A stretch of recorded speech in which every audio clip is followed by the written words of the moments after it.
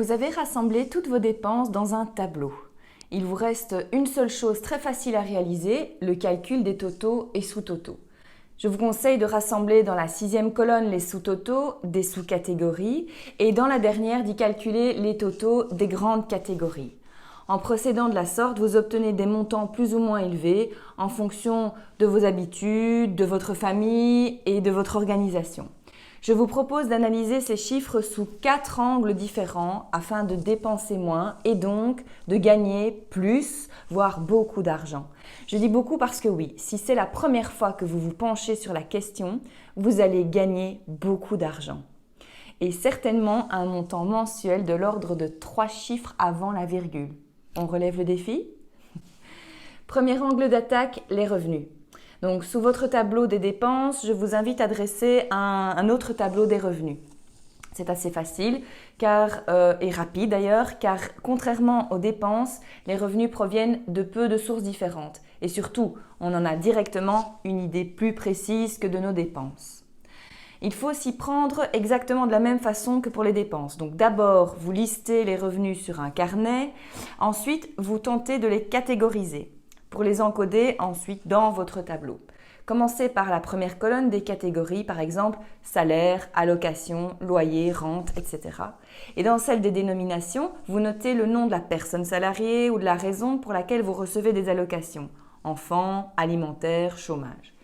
Dans la colonne montant, notez le montant perçu, multiplié par 12 ou par 13 si vous recevez un 13e mois.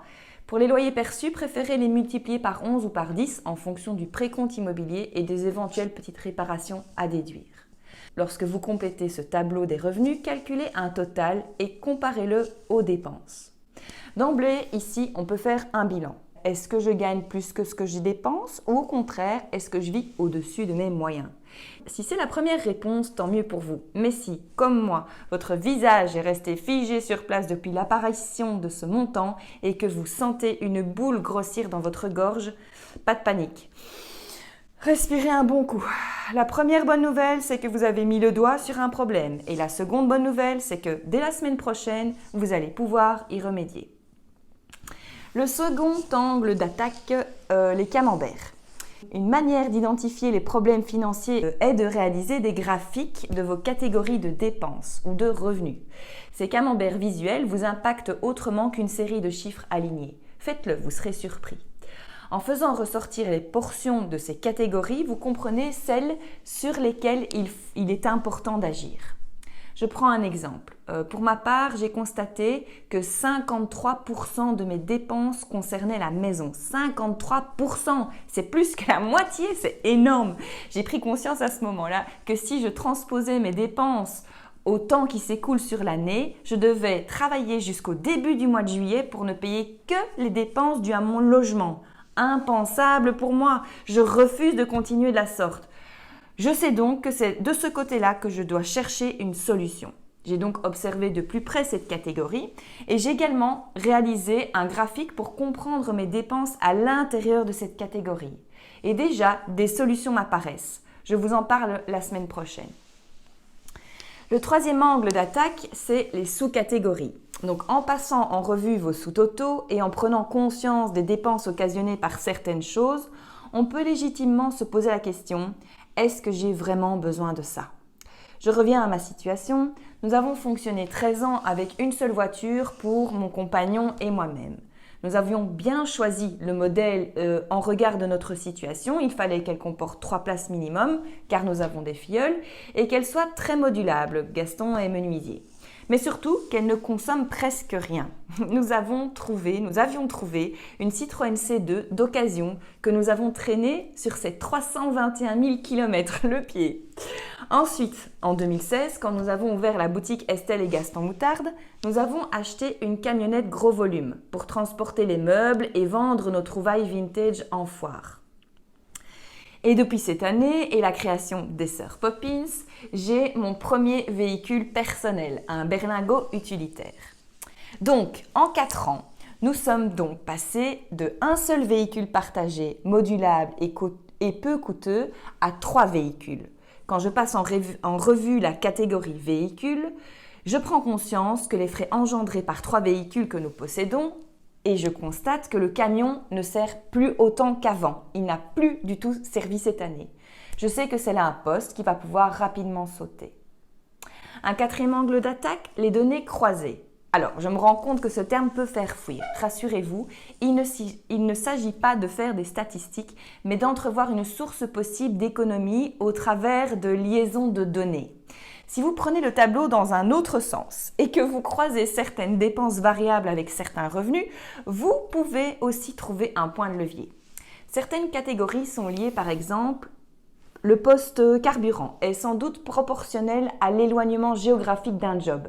Mais au-delà de ça, et par répercussion, les frais d'assurance, de réparation et d'entretien sont aussi liés. Et je ne parle même pas du temps de vie perdu dans les trajets. Un autre exemple, le logement. À nos remboursements de loyer et de prêts sont liées nos assurances, les soldes restants dus, les charges de chauffage, d'électricité, d'entretien, de travaux. Et à ce logement est aussi lié notre état d'esprit, notre état de santé, notre état de fatigue, etc.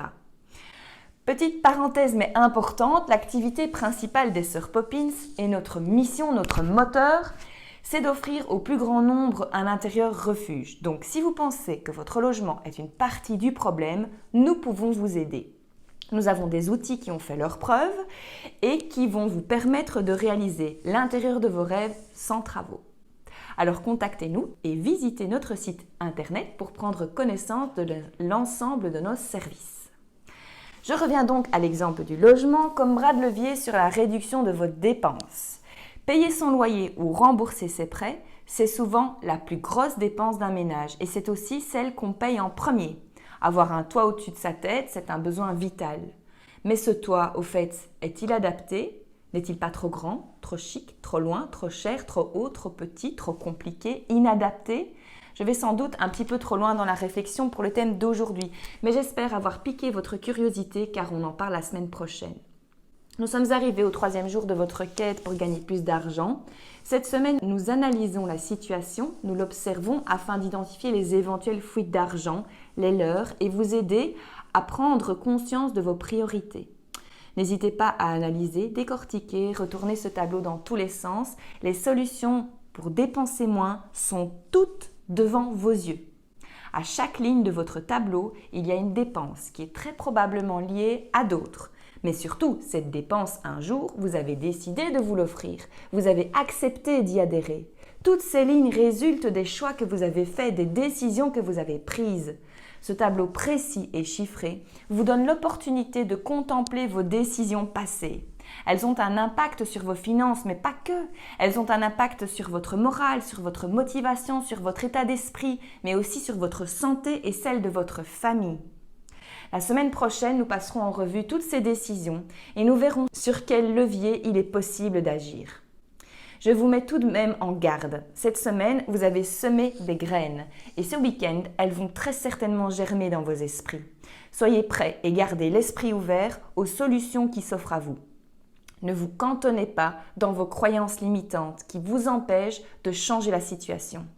Et même si les solutions vous paraissent extrêmes ou radicales, ne vous limitez pas à conclure par un « je n'avais pas le choix ». C'est vous qui avez opté pour ces dépenses. Vous pouvez aussi les changer. À la semaine prochaine!